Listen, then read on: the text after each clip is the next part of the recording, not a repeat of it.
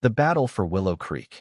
I sank my life savings into a charming lakeside home in Willow Creek, a quiet suburban enclave in upstate New York. At 52, I'd spent decades grinding through corporate life in Rochester, dreaming of a peaceful retreat. My parents' inheritance $145,000 earned over 40 years of factory shifts and school teaching bought me a half-acre gem on Crystal Lake. I envisioned lazy afternoons on the porch, the water glinting under the sun. But my dream collided head-on with Margaret Hensley, the iron-fisted president of the Willow Creek Homeowners Association, who turned my paradise into a battlefield. One Sunday, I was trimming roses in my backyard when car doors slammed out front. 5 SUVs had parked on my lawn, their tires gouging deep ruts into my perfect grass. Guests with coolers and folding chairs streamed toward Margaret's backyard, where a barbecue was in full swing. My stomach churned as I surveyed the damage weeks of care obliterated in minutes. I marched to Margaret's door, hoping for a civil resolution. She answered with a theatrical gasp. "Oh, Tom, I'm so sorry. You know how family gatherings get. I'll tell everyone to be more careful." Her hand patted my arm, but her tone felt like a dismissal. I returned home, uneasy, the ruts glaring at me. That night, I couldn't sleep. Margaret's promises felt too rehearsed. By morning, I'd ordered security cameras, telling myself it was just a precaution. A week later, the footage revealed something chilling. At 10 p.m., Margaret strolled past my driveway, glanced at my windows, and tossed a bag of party trash cans, wrappers, napkins onto my lawn. Her smug expression as she walked away sent a shiver down my spine. This wasn't a mistake. It was war. Margaret's campaign escalated.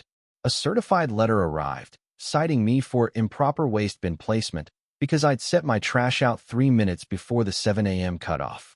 The fine was $30. I paid for it, adjusting my routine with military precision. But the violations kept coming. Unauthorized plant growth for native daisies in my garden, $60. Misaligned vehicle parking for my car sitting 4 inches off center in my driveway, $90. By the fifth notice, $120 for a non-compliant mailbox height. I'd paid $400 in fines. Sleep eluded me as I wondered what petty rule she'd weaponize next. I fought back with knowledge, downloading the 52-page HOA covenant and studying it like a legal scholar. On page 38, I found gold. Section 9.4 prohibited vegetation causing structural damage to shared boundaries. Margaret's backyard had a massive ivy tangle strangling the fence between our properties, warping posts, and splitting boards. It was a clear violation, with fines starting at $600. I photographed it meticulously but held my evidence, waiting for the right moment. The 4th of July weekend brought chaos. Margaret's annual bash spilled onto my property, 15 cars on my lawn, guests using my hose for water games, and kids trampling my flower beds. Rage boiled as I watched Margaret survey the scene from her deck, smiling. I called a towing company, my voice steady. "Multiple vehicles are trespassing on my property. I need them gone." The dispatcher promised trucks within 30 minutes. But Margaret was already on her phone, dialing 911. Officer Daniels arrived at a theatrical performance. Margaret, in a star-spangled apron, wailed about my aggressive harassment of her innocent guests. Her crowd of supporters glared as she claimed I was threatening families. I showed Daniels my property lines, backed by survey stakes, but he urged de-escalation, citing unclear signage. The tow truck was left empty-handed. That night, as Margaret's party raged past midnight, I faced a grim reality. My savings were down to $6,200 after renovations. Legal fees for a property dispute would cost $20,000 money I didn't have. Defeat loomed until George knocked on my door, clutching a dusty box. "Margaret's been pulling this for years," he said, revealing documents from the previous owner, Walter Crane. Decades ago, Walter, a retired surveyor, had fought Margaret's uncle over the same driveway, winning in court with ironclad surveys. The papers, maps, certifications, a 1987 judgment proved my land was mine. George's eyes gleamed. "She's done this before, Tom. You can stop her." Armed with Walter's evidence, I visited the county clerk, Evelyn Harper. She confirmed the document's legitimacy and guided me through permitting a 4-foot decorative stone wall along my property line. By afternoon, I had legal approval.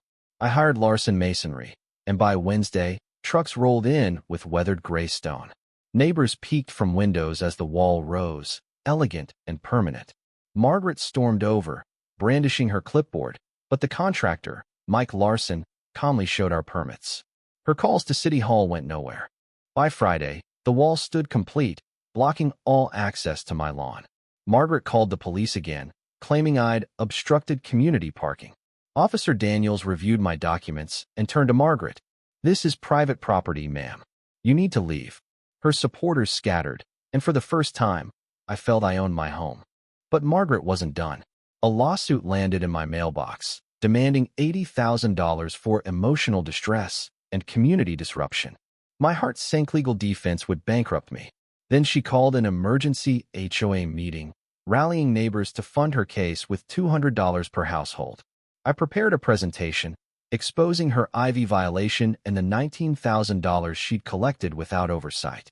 George stood up, recounting her family's history of land grabs.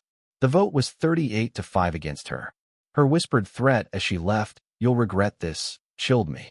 Her retaliation was relentless, a discovery demand for every document I owned, strangers photographing my wall, cars circling my street.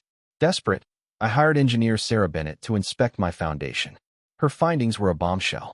A hidden drainage system from Margaret's patio, built 6 years earlier, funneled water into my foundation, causing $50,000 in damage. It wasn't negligence, it was sabotage.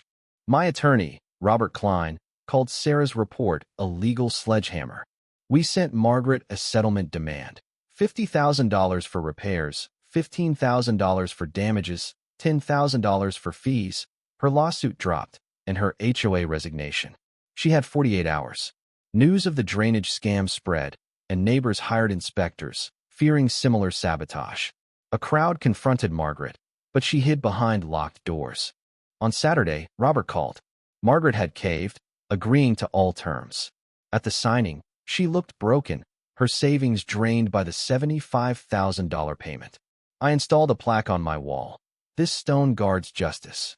As I sat on my porch, the lake shimmering, I realized Margaret's cruelty had taught me to fight for what's mine. What would you do if a neighbor sabotaged your home? Have you faced injustice and fought back or seen violence spiral out of control? Share your story in the comments. Let's debate. When is it right to stand your ground? And when does revenge go too far?